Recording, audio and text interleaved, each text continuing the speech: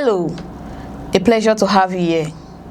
A fresh political controversy is unfolding in Nigeria after a presidential spokesman, Onanuga, declared that he does not see the level of hunger many Nigerians have been complaining about.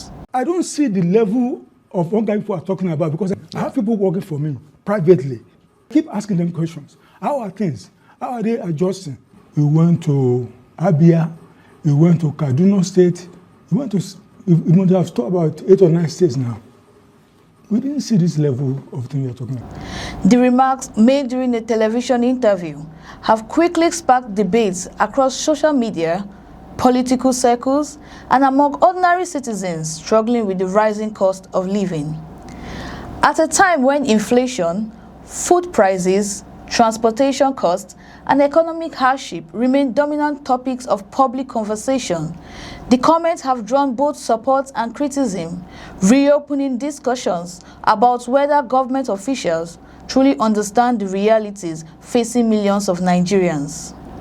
Speaking during the interview, Onanuga argued that public discourse have become dominated by a narrative that often overlooks what he described as the positive impact of government policies. According to him, several initiatives introduced by President Bola Tinubu's administration are already benefiting citizens across different sectors. He pointed to major infrastructure projects, student loan programs, and access to low-interest credit facilities as examples of policies designed to ease economic pressure and improve the quality of life for Nigerians. One of the examples highlighted by the presidential spokesman was road infrastructure. One day I was traveling from Lagos, from Ibadan to Lagos, and Google Maps told me that there's a go-slow in the approach to Lagos. I decided to take Ijebu-Ode, Shagamu, via Shagamu. And what struck me was that I just found myself on a paved road, concrete road. I said, wow, when was this one built? I've not been to Ijebu for some time, and the few times I've been there, I always came through Ekwe. So I said, wow, this is different. According to him, roads that once caused delay and frustration have been transformed, reducing travel time and improving connectivity. He also referenced the ongoing coastal highway projects, arguing that it has also reduced commuting time for residents in certain parts of Lagos.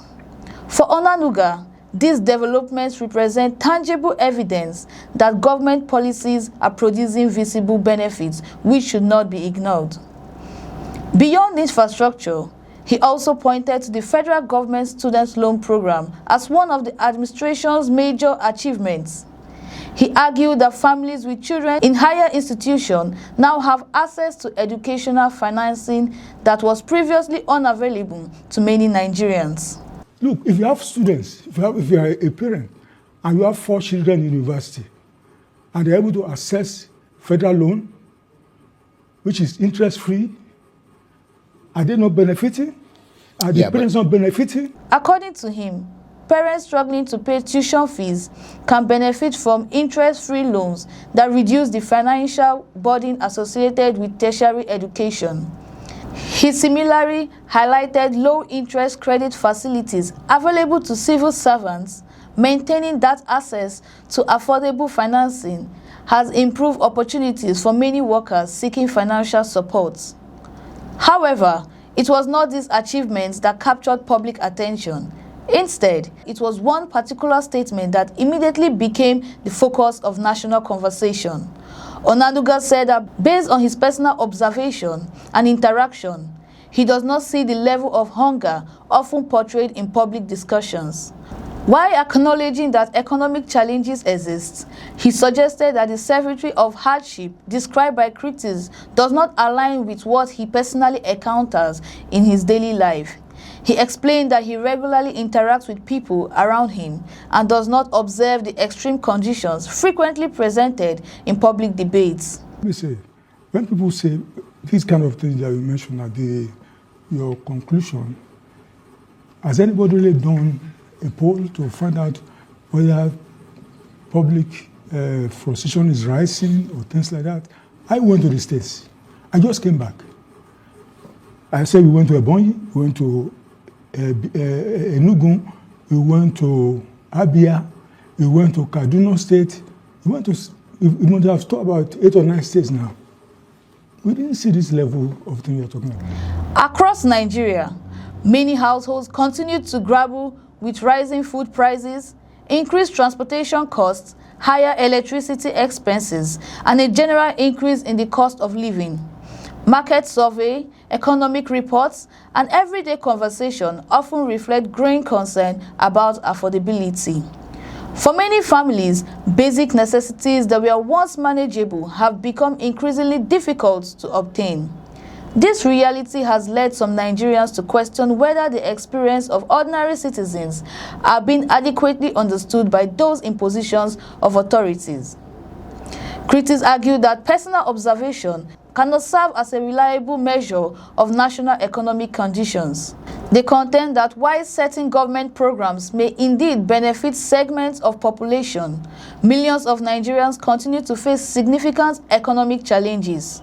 According to this perspective, the existence of infrastructure projects or credit facilities does not automatically eliminate the hardship being experienced by families struggling to afford food, rent, healthcare, transportation, and education. For these critics, the issue is not whether government project exists, but whether their impact is sufficient to offset the economic pressures affecting everyday life. Supporters of the administration, however, have defended Onanuga's comments. They argue that the government inherited complex economic challenges that require time to address, and ongoing reforms should be evaluated over the long term rather than judged solely by short-term difficulties. According to them, infrastructure investments, educational support programs, and economic reforms are laying the foundation for future growth and stability. They maintain that while challenges remain, there are genuine efforts underway to improve living conditions and create opportunities for citizens.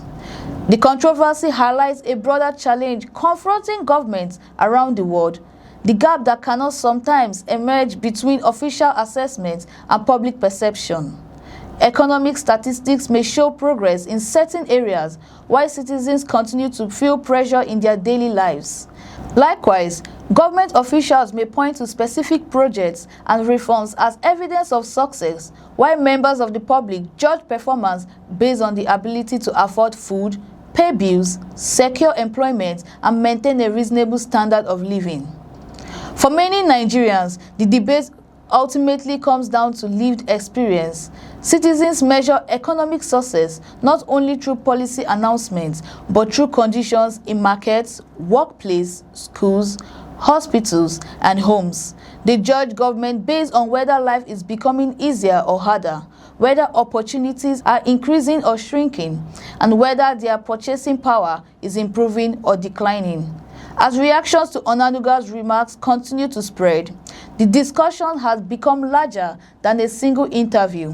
It has evolved into a conversation about economic realities, public perception, and the relationship between political leadership and citizens they serve. Whether one agrees with the presidential spokesman or not, his comments have touched a nerve because they intersect with one of the most important questions facing Nigeria today: are ordinary citizens genuinely feeling the benefits of government policies? The answer to that question may shape political discussions, public confidence, and national debates for months to come. Share your views in the comment section below.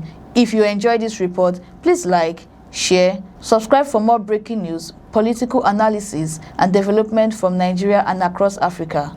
I am Chimezrim Okoro. Thanks for watching.